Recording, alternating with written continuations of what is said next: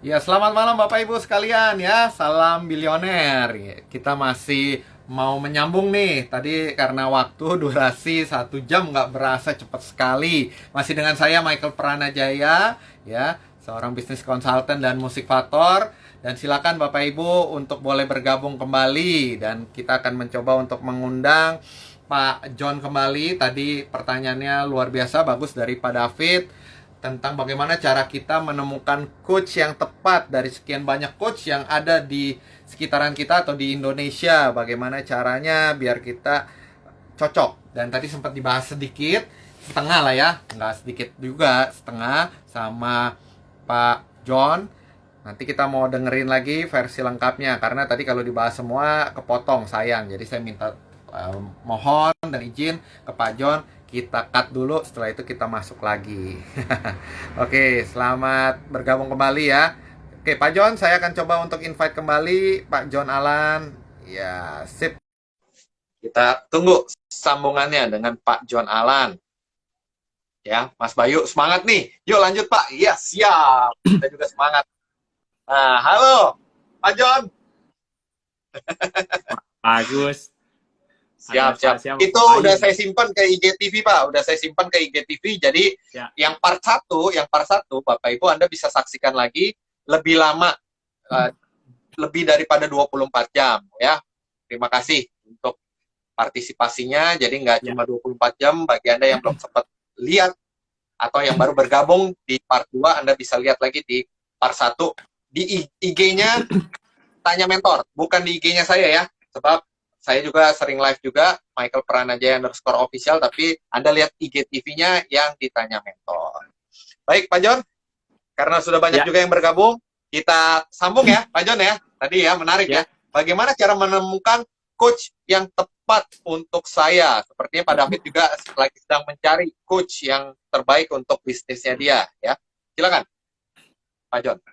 Jadi jadi tadi ya Pak David, eh, kalau pertama-tama kita mencari coach, kita harus tahu dahulu tujuannya apa. Kalau kita memang mencari coach tujuannya untuk belajar, marilah kita buka hati kita dan pikiran kita. Jadi kita jangan, kebanyakan orang salahnya gini, Anda dengan coach siapa? Coach ini. Wah, kayaknya coachnya nggak ngerti deh. Nah, padahal belum dijalankan. Harusnya Ya, kan ya, jalan dulu. Jalan dulu, betul. baru. Nah, itu pun biasanya berjalan dengan waktu. Kita akan align dengan coach kita. Karena coach itu mereka sertifikasi dan mereka udah cukup standar, SOP-nya cukup baik kok kalau menurut saya. Nah, Ya, ya. tinggal sebenarnya kuncinya adalah diri kita. Kita mau seberapa belajar nih. Kalau Yes. contohnya yang saya bilang sama Pak Mike, beberapa teman-teman saya kan, apalagi yang udah asetnya puluhan M, Pak. Kadang-kadang kan Yes. mereka pikirannya udah, ya kan, mungkin udah beda, Pak. Merasa, contohnya, mau belajar ini, yang ngajarin siapa nih gitu. Padahal kan Nah, sebenarnya belajar itu, ya. bener loh Pak, ini Sama siapa terjadi. aja, Pak ya? Kadang-kadang kita ngobrolnya, saya antar teman-teman saya aja, saya melihat kenapa saya bisa punya satu kelebihan, karena saya, contoh paling gampang nih Pak, saya nggak nyebut nama, kemarin ada teman saya juga live, saya melihat ya, teman saya itu juga ahli, dia seorang coach, itu kemarin pas live juga, ternyata kok yang ikut cuma sedikit, padahal begitu dia Ya. offline, itu Pak yang ikut bisa puluhan dan berbayar pula Pak, cukup mahal Pak, nggak Ah, kurang dari mahal nggak ya, Pak kurang ya? dari 2 juta. Iya, tapi Hmm, hmm, begitu hmm, begitu beliau live, loh kok cuma sedikit yang ikut? Berarti kan hmm. saya melihat, apa karena memang timingnya, atau karena memang followernya, atau apa? Karena kan kadang-kadang seperti ini kan database Pak, kalau menurut saya. Betul, betul, Ini kan betul. yang kita ya, kalau kita baca itu kan Facebook diakuisisi oleh, WhatsApp atau apa tuh Pak? Ya, WhatsApp yang atau IG diakuisisi sama Facebook. diakuisisi. Ya. Ya, itu kan yang diakuisisi database-nya, Pak. Kalau saya baca Betul, dari betul, betul. Database-nya. Kodeni Santoso ya. Iya kan, Ya, semua ya, itu ya. uh, database-nya. Iya kan, Hmm, kalau platformnya bisa dibikin gitu loh. hmm. Nah, kira-kira itu, Pak. Jadi ada baiknya, tadi Pak David kalau nanya soal coaching, Coach yang pas. menemukan coach yang tepat. yang pertama-tama kita buka hati dan pikiran, kita belajar dulu. Nah, setelah itu kalau memang kita udah jalani dan ternyata nggak cocok, ya kita bolehlah minta diganti coach. Tapi pada prinsipnya setelah itu kita boleh lihat, contoh gini, kalau industri kita di bidangnya fintech, startup fintech, nah kita lihat kalau memang kadang ada Pak beberapa mungkin ya pernah ada mungkin yang kadang-kadang juga harus menyesuaikan dia di dunia digital, tapi kalau dia belum menyesuaikan juga memang kan agak sulit mengkondisikan gitu. Itu salah satunya. Tapi pada umumnya para coach itu udah di coach untuk relevan dengan situasi sekarang gitu. Oke, jadi dicoba dicari dulu, dijalanin dulu. Setelah itu kalau memang sudah coba kayak masih ada ini, ya boleh untuk mengajukan gitu ya Pak ya. Jadi jangan nolak dulu. Jangan nolak dulu, istilahnya kita buka hati dulu ya. Wow, wise sekali. Terima kasih Pak Jun, luar biasa. Terus Pak, tadi ada pertanyaan Pak di sesi pertama ya, di sini nggak kelihatan, tapi saya masih ingat pertanyaannya ya. Saya agak lupa yang nanyanya Bapak atau Ibu siapa. Dia bertanya, Pak, Bapak kan jalanin begitu banyak usaha, itu semua sudah autopilot kah atau masih setengah manual Pak? Sebenarnya kalau bicara autopilot, boleh dibilang udah 75-80% autopilot, Pak. Kalau saya nggak pernah datang kok, Pak. Contoh di nasi uduk, saya itu 1 bulan sekali juga enggak, Pak.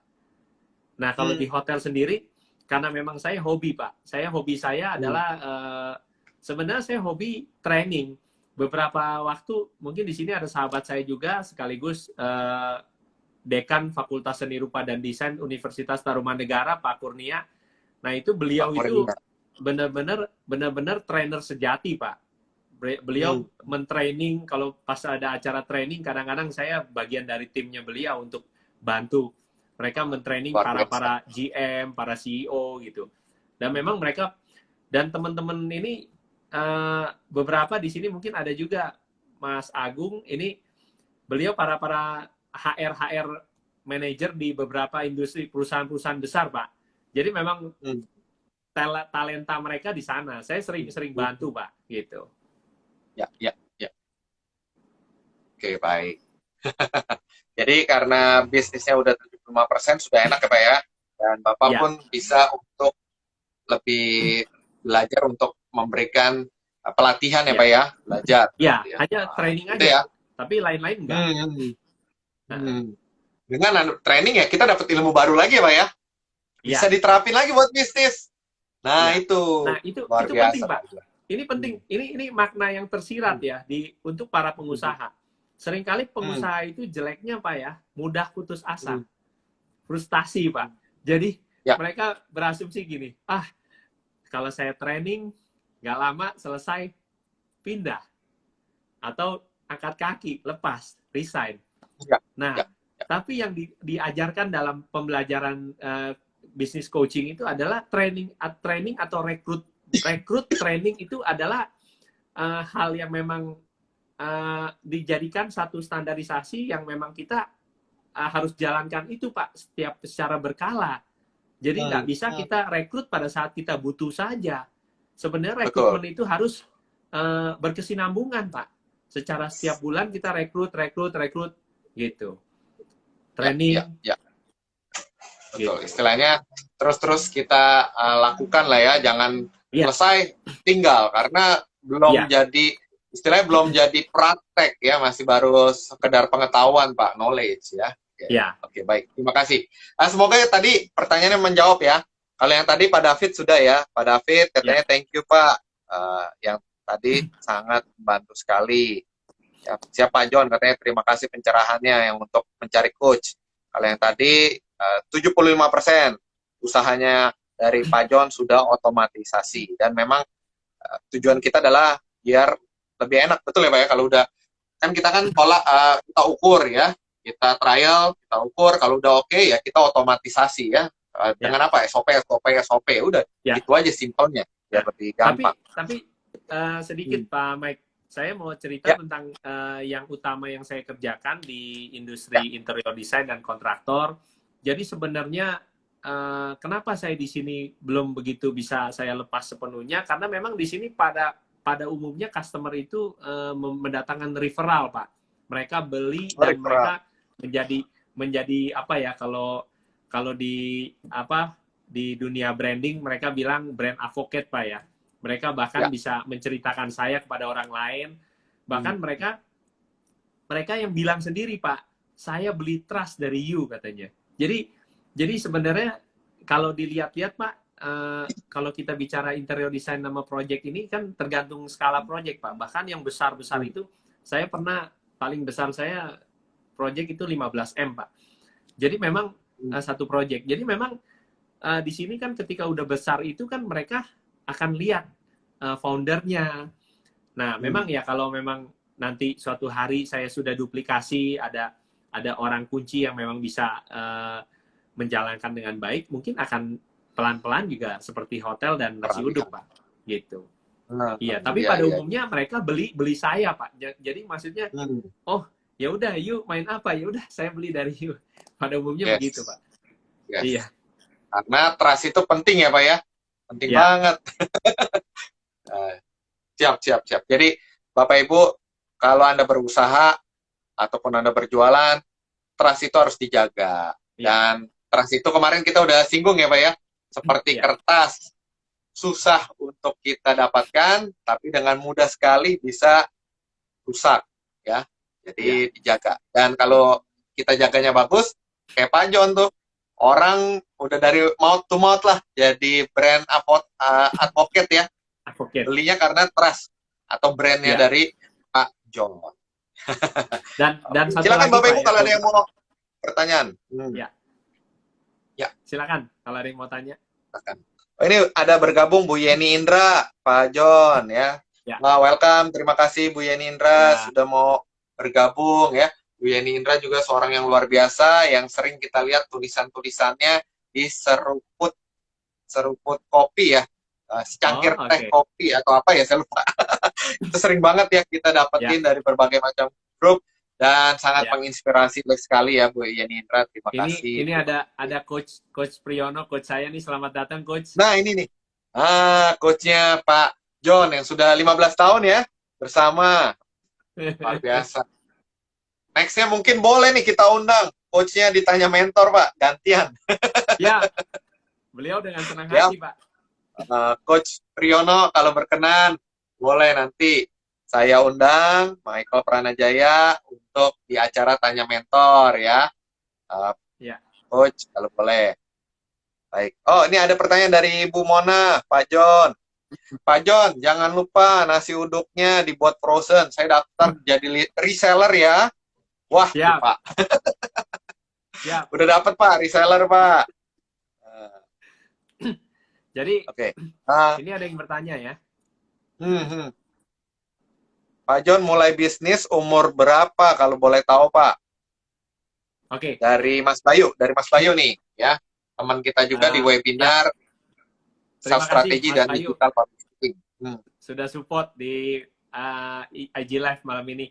Jadi saya kalau nggak salah pertama kali saya bisnis itu saya dari kuliah, saya memang kebetulan kita tinggal kan dekat Mangga 2 Pak dulu.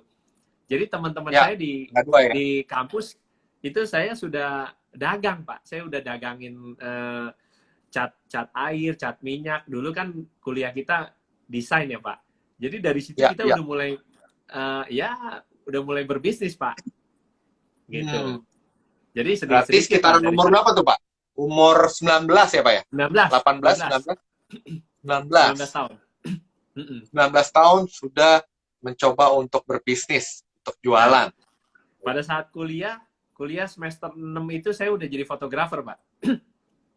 Semester 6 pertama kali Texas Chicken, Pak. Sampai sekarang kan Texas masih ada juga.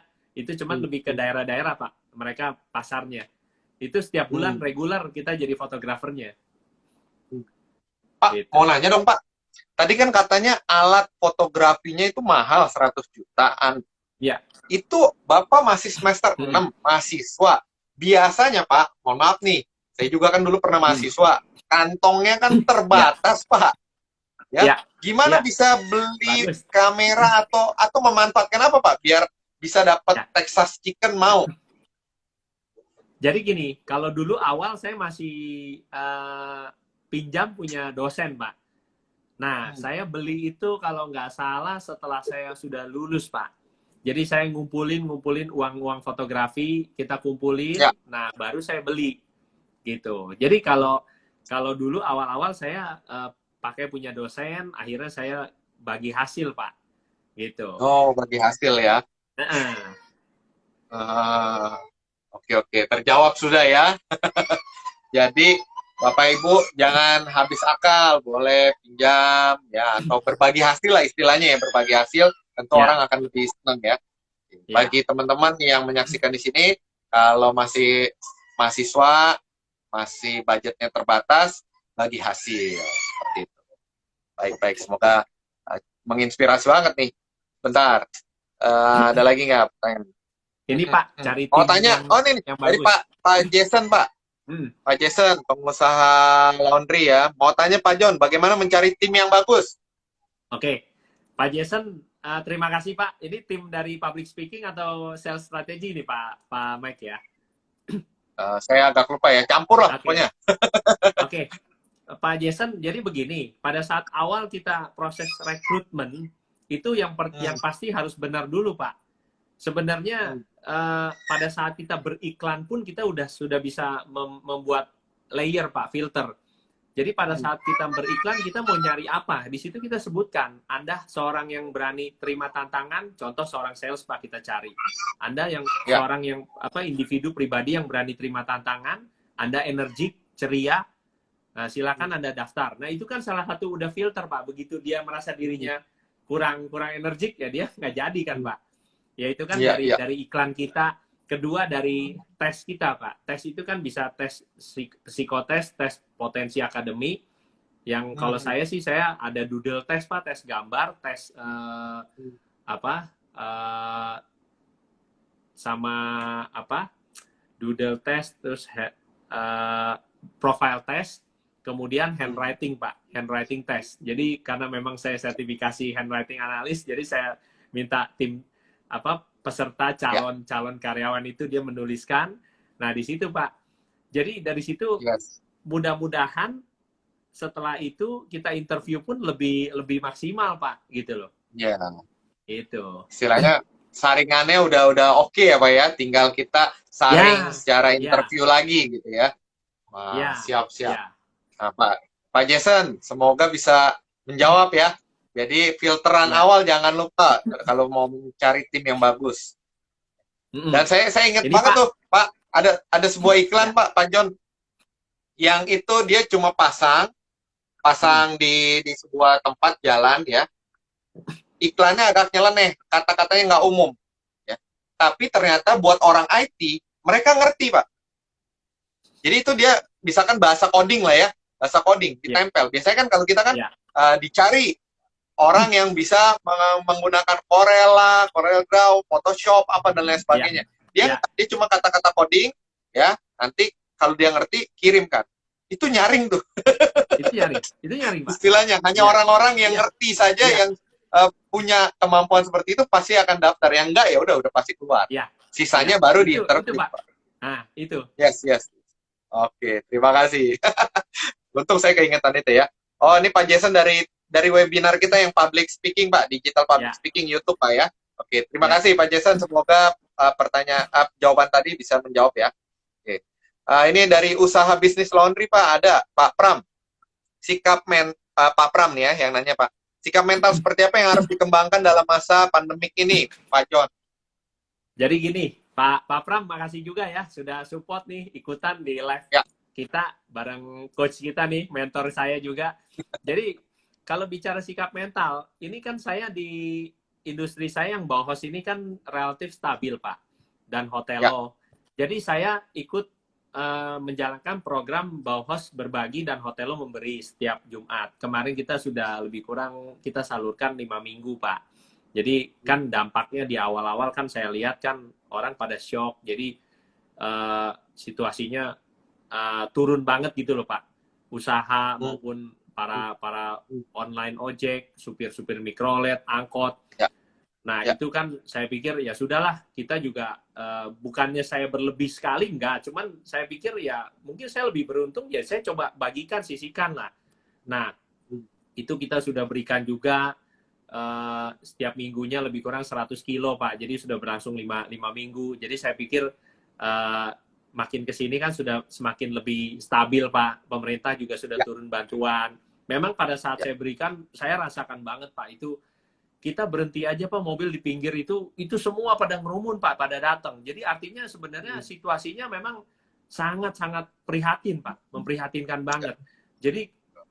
Jadi kalau tadi Bapak tanya sikap mental apa yang harus dikembangkan, menurut saya ya, Pak, saat-saat sekarang nih pengusaha, alangkah baiknya kalau memang ya secara jujur dalam hati, kalau kita memang punya rasa empati yang cukup tinggi, marilah kita berbagi. Kita jangan mikirkan lah kemarin di acara atau di sales tanya jawab Pak Mike pun disampaikan bahwa udahlah, kita sekarang bisnis nggak usah membandingkan dengan bulan lalu, kuartal lalu, tahun lalu, pokoknya kita mulai bisnis. Ini situasinya berbeda, ya kan? Yes. Nah, jadi sekarang kita coba aja, apalagi yang kita yang masih stabil, Pak. Berarti kan cukup beruntung, Pak. Kemarin saya meeting hampir 3 prospek pas sehari, Pak. Itu udah hot prospek. Makanya tadi pagi saya meeting satu prospek, pagi-pagi jam 7 saya udah meluncur ke Bogor, Pak. Nah, di situ program itu membuat kita jadi apa ya, Pak? Secara nggak langsung, ya mudah-mudahan kalau kita menanamkan empati yang tinggi, mudah-mudahan alam semesta ini kan memberikan vibrasi, kita kan berikan vibrasi positif, mudah-mudahan vibrasi positif datang kembali, Pak. Nah, kemarin saya coba berbagi tips, Pak, di YouTube saya, mungkin teman-teman bisa subscribe ya, John Alan 21, sama dengan John Alan 21 ya, YouTube-nya nih. John Alan 21. Nah, jadi tips yang paling sederhana, kita bertanya kabar, Pak. Sekedar apa kabar? Sudah lama nggak ketemu, apa kabar gitu kan? Itu pun, Pak, setelah saya memberikan tips itu, saya video, apa yang terjadi, Pak? Saya pulang sampai di rumah dari taman itu, saya lihat ada klien saya, Pak, nanyain, Pak John apa kabar? Coba, Pak. Artinya ini kan bukan satu kebetulan, Pak. Itu klien saya orang tua, Pak. Dia nggak punya IG, dan saya belum posting di IG saya, Pak. Rencana besok baru saya posting. Kemarin saya shoot. Dia menanya kabar, semoga sehat selalu ya. Artinya apa, Pak? Nah, ini sikap mental apa yang harus dikembangkan? Saya rasa empati yang cukup tinggi, Pak. Kita harus mempunyai rasa empati. Di samping positif udah pasti, Pak. Kalau pengusaha nggak positif, nggak bisa berusaha. Iya kan? Betul, Pak. Artinya rasa empati. Seberapa kita peduli terhadap saudara-saudara kita. Termasuk kita pada saat kita berdoa pun, kita mendoakan. Iya kan? Kira-kira seperti itu, Pak. Karena beberapa komunitas saya pun yang bisa mentransfer energi ya, mendoakan dari jarak jauh pun mereka lakukan hal itu. Komunitas itu mereka lakukan. Harapannya vibrasinya akan menularkan energi-energi positif, Pak. Kira-kira itu. Jadi itu, Pak Pramudia, kira-kira menjawab. Dan di samping itu gini, Pak, usaha kita yang relatif stabil. Saya membantu para pengusaha-pengusaha kecil yang mungkin sekarang kena dampak ya, Pak. Seperti kemarin saya sampaikan di webinar saya bahwa saya coba mengkategorikan ada yang tergelincir dan terpuruk. Nah, saya coba ketika saya belanja, biasanya saya belanja di supplier besar, Pak. Nah, kali ini di proyek saya belanja di lingkungan sekitar, Pak. Harapannya toko-toko bahan bangunan, material di sekitar terbantu, Pak. Iya kan? Betul. Walaupun harga sedikit lebih mahal, ya sudah. Yang penting kualitasnya terjaga. Iya kan? Karena kan kalau dulu kan pikiran kita kan normal, ya udah deh, belanja yang skala besar, kita bayarnya cash kok. Iya kan? Kita bayar tunai. Kita minta dia harga yang bagus. Nah, sekarang kan akhirnya ya situasi begini ya di sekeliling kita aja lah. Kita nggak usah mikir jauh-jauh, Pak. Ya kan? Kebanyakan orang kan mikir udah terlalu besar, akhirnya yang kecil itu nggak kelihatan. Iya. Kira-kira gitu, Pak. Mulailah dari sekeliling ya, Pak ya. Iya. Ibaratnya kalau Bapak Ibu, nggak usah jauh-jauh. Kalau pagi misalkan buat sahur atau malam beli buat di sahur, usahakan kalau bisa Anda beli, nggak usah ditawar-tawar, ya. Iya. Betul ya, Pak ya. Simple. Kalau kita ada berkat, ya udah nggak usah ditawar. Buat dia buat dia hidup juga ya, Iya, hitung-hitung kita membantu ya Pak ya. Oke, iya, siap. Terima kasih Pak Jon. Semoga tadi menjawab ya Bapak Ibu ya, iya. luar biasa Pak Jon ya. Berbagi di saat seperti ini harus lebih berempati, lebih berbagi ya. Oke, sebentar. Kalau kata Bu Patricia, jiwa entrepreneurnya Pak Jon luar biasa ya, dan hebat, sudah diketahui selagi usia muda. Kalau kata Mas Bayu, Makaloni Leme, Pak, boleh nggak saya dicoba tes handwriting-nya sama Pak Jon? Ya, Boleh. tes handwriting, boleh tuh. Pak, ini ada Oke. yang nanya nih, Pak. Ya, ya. Pak David ya. Pak Bagaimana David menasihati tadi orang nanya. yang tidak muda? Nah, bagaimana cara menasihati orang yang tidak mudah untuk Oke, tidak mudah berubah mindsetnya? Gimana caranya, Pak? oke. Pak David, saya coba sebelum saya jawab, ada dua nih, Pak. Artinya, Bapak mengkategorikan orang yang tidak mudah berubah mindsetnya ini yang masih muda atau yang udah tua. Nah, kecenderungannya kan biasanya orang yang sudah tua, Pak, lanjut usia. Nah, ini hati-hati. Dalam psikologi umum ya, bahwa sebenarnya contoh, ini sering terjadi dalam bisnis, family business, Pak, bisnis keluarga. Kadang-kadang kita itu punya visi ke depan, punya misi. Kadang cuman pendirinya, foundernya ini atau orang tua ini kadang-kadang kan seringkali nggak sejalan, Pak. Nah, itu sebenarnya Pak, menurut kita itu tantangan berat, tapi sebenarnya itu hal simpel, Pak. Kenapa? Orang tua itu cuma butuh satu, Pak. Pengakuan. Pengakuan aja. Dia cuma butuh ACC. Ketika kita mau menjalankan visi misi kita, ya kita coba libatkan. Nah, seringkali karena kita nggak melibatkan, kita sudah merasa dulu, Pak, bahwa aduh sebenarnya susah banget nih gitu. Ya itu jadi susah, Pak. Ngalir aja kalau menurut saya. Mereka cuma butuh pengakuan. Dan cepat atau lambat mereka akan setuju dan support. Saya akui, Pak, pada saat teman-teman saya kenalkan untuk program coaching, itu ketika saya kenalkan, mereka bilang, tolong dong, bokap gue diajak ngomong dong. Iya kan? Saya bilang nggak apa-apa. Iya kan? Ternyata, Pak, problemnya bukan masalah di bokapnya, Pak. Ternyata problemnya di teman saya. Jadi orang tuanya nggak trust sama dia. Dia belum tentu bisa menghasilkan, Pak. Iya kan? Mungkin di mindset orang tuanya nih, anak saya tukang bermain. Belum serius, belum fokus. Kalau saya investasi untuk coaching sedemikian mahal, apa hasilnya? Nah, belum pasti. Gitu loh, Pak David. Jadi, kalau ini kebanyakan kan orang tua nih, Pak.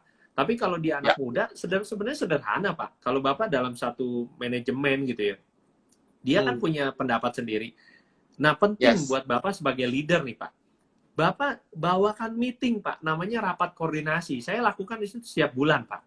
Jadi, tim itu diselaraskan, Pak. Dikoordinasikan, Pak. Apa yang menjadi target bulanan perusahaan. Jadi, cepat atau lambat, dengan sendirinya akan melebur. Gitu kira-kira. Bapak nggak perlu koordinasi ya, komunikasi ya, Pak ya.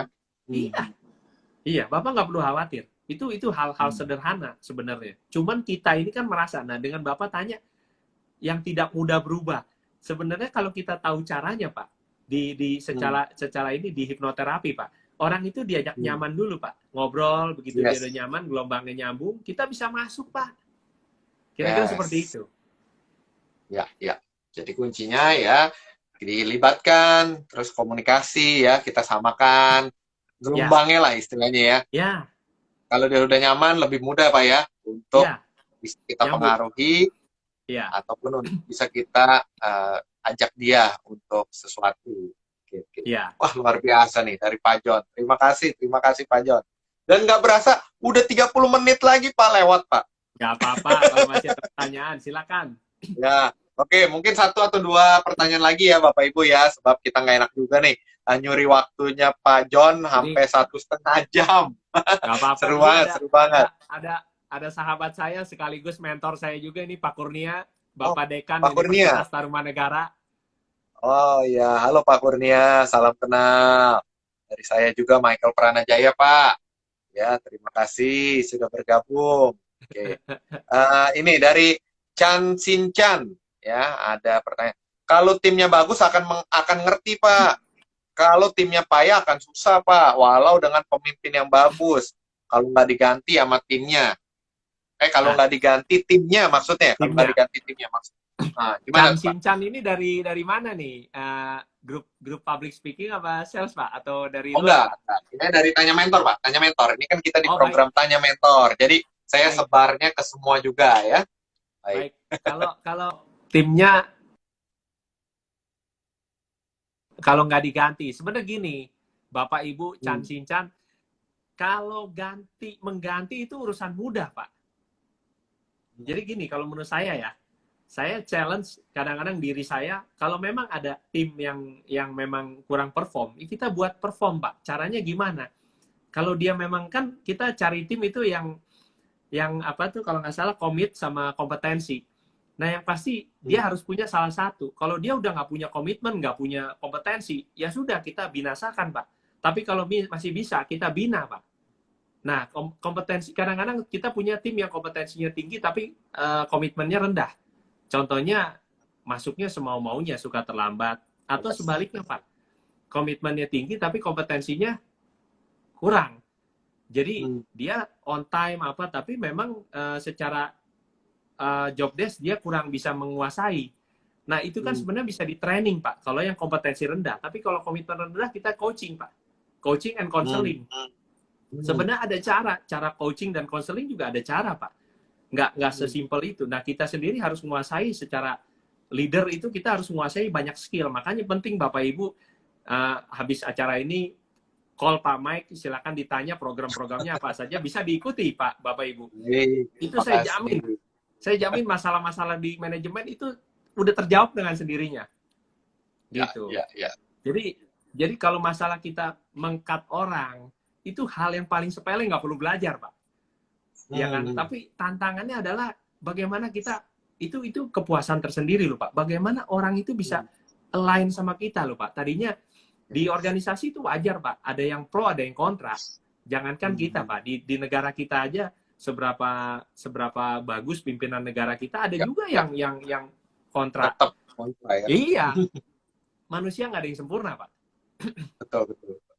Intinya adalah kita sebagai seorang leader ya yang harus berusaha untuk menyesuaikan ya, berusaha untuk menemukan cara, istilahnya ya, tools ya, menemukan cara, tools. Memang kalau paling gampang ya dibedol gitu ya, diganti. Cuma apakah setiap kali begitu? Kan lama-lama habis Pak, nggak punya tim, betul ya? Yang jelek dikit dibuang. Lama-lama kayaknya bukan mereka yang salah, kamu kali yang salah. Setuju Pak, setuju. Kadang-kadang kita nggak menjelaskan job desk kita dengan baik dan benar Pak. Yes. Kadang-kadang kita hanya kira-kira kita, rasa-rasanya gue udah pikir bener nih, atau udah ditunjukin, tapi seberapa konsisten Anda? Ya kan, tim itu kan, orang itu kan naik turun Pak. Waktu saya seninya mengelola outsourcing itu Pak, itu menarik Pak, karena tim itu naik turun. Kalau benda handphone, Bapak taruh ini di meja, minggu depan Bapak kembali masih di situ Pak. Tapi kalau orang Pak, itu harus dilatih. Kalau versi saya ya, harus dilatih Pak, nggak bisa. Jadi ya kita harus kontribusi. Kita sebagai leader harus 100% partisipasi. Ini ada coach saya ya, izin coach. Maksudnya salah satu kita kunci untuk membentuk tim pemenang, kan ada 6 kunci. Salah satunya 100% involvement Pak. Kita harus partisipasi Pak. Dan yang kedua salah duanya, kita harus bisa memberikan ruang untuk dia mencoba. Salah itu biasa Pak. Jadi nggak berarti salah itu wah segala-galanya. Jadi salah kita berikan dia kesempatan untuk salah. Dia coba. Kalau nggak coba kan nggak tahu Pak. Gitu. Betul Pak. Belajar ya, learning by doing ya Pak ya. Baik. Wah luar biasa. Ini ada John, sahabat saya nih. Kita banyak belajar ya malam ini sama Pak John ya. Saya juga gantian, saya belajar sama Pak John ya. Jangan Pak John yang belajar dari saya mulu ya. Saya juga belajar. Keren, wise banget ya, Coach John. Wah, siap. Ada lagi Pak yang mau bertanya tuh? Oke, ada lagi? Kalau nggak ada, mungkin kita tutup ya, Bapak Ibu ya. Kalau masih penasaran, pengen tanya-tanya lebih jauh lagi, boleh follow ke Instagramnya Pak John ya. Instagramnya tadi apa? Coach Alan 21. apa? Ya. John _ Alan 21 ya Pak ya. Ya, YouTube saya juga baru dibikin Pak. Alan 21. Dan jangan lupa di subscribe YouTube-nya Pak John ya. Tadi udah ya dikasih tahu ya YouTube-nya ya. Ya, ya, Right. Dapatkan tips-tipsnya tadi kemarin ya kalau nggak salah ya kirimin ke saya, keren banget. Ya. Begitu kita kasih suruh tugas bikin untuk YouTube, langsung ya olahraga pull up. Langsung memberikan tips, keren banget Pak John, sangat menginspirasi. Ya, baik Bapak Ibu sekalian, kalau nggak ada saya wrap up dulu ya, nanti boleh kita sambung lagi. Terima kasih banget, udah malam 1 jam hampir 45 menit nih, hampir 2 jam. Okay. Pak John Alan, terima kasih sudah berbagi bersama dengan saya Michael Pranajaya di Tanya Mentor. Tadi saya review sekilas ya, saya wrap up sebentar. Bagaimana Pak John kok bisa dengan punya ada 5 bisnis, Pak John bisa tetap ada beberapa yang eksis dan juga kayak hotelnya itu occupation-nya tinggi, sampai bahkan di atas 70%-an. Salah satunya adalah Pak John bisa untuk memanage hotelnya dengan cara tampilannya. Ya, tampilannya menarik, milenial, terus juga lokasi penting juga. Kebetulan lokasinya di Mangga 2, barengan tuh ada 3 bisnisnya, ada nasi uduk, ada kos-kosan dan lain sebagainya. Serta pusat untuk orang singgah di Kota Tua, Monas dan lain sebagainya, ternyata itu juga membantu meningkatkannya. Plus ditambah pelayanannya juga, ya, servisnya, itu sangat perlu sekali. Dan tadi menyimak dari penuturan dari Pak John, bahwa apa yang harus dilakukan kita di masa-masa pandemik ini, yang pertama Bapak Ibu adalah kita me-upgrade diri kita, kita membuka diri kita, ya, jangan kebanyakan menyalahkan diri, ya, tapi kita harus banyak belajar. Contohnya kayak Pak John, ya, udah pengusaha sukses, bisnisnya udah 75% otomatisasi, tapi masih mau ikut belajar sana, belajar sini ya, mau webinar sana, webinar sini, dan beliau mau berbagi lagi. Luar biasa, ya. Jadi belajar terus Bapak Ibu di saat pandemik seperti ini, kesempatan untuk belajar, plus banyak sekali coach-coach dan juga para mentor yang baik sekali di saat seperti ini, mereka dengan harga yang sangat murah, ya. Kalau mau lebih murah lagi, lihat IG Live. Nah, modalnya cuma modal kuota ya Pak John ya. Ya, itu udah murah banget. Upgrade diri. Ya, setelah udah upgrade diri, jangan lupa empatinya jalan kalau Anda pengusaha. Ya. Empati atau berbaginya jalan. Ingat, di dunia ini ada yang namanya hukum tabur tuai. Anda taburlah kepada orang-orang sekitar, orang-orang miskin yang mungkin nggak seberuntung Anda, ya. Kalau Anda masih dapat gaji, dapat THR, ataupun masih ada klien, masih ada prospek, belum tentu orang lain seberuntung Anda. Jadi Anda berbagi. Ya, dengan Anda berbagi, Tuhan pun melihat, semesta pun melihat, nanti Anda pun akan diberikan oleh Yang Maha Kuasa. Jadi tingkatkan itu untuk berbagi.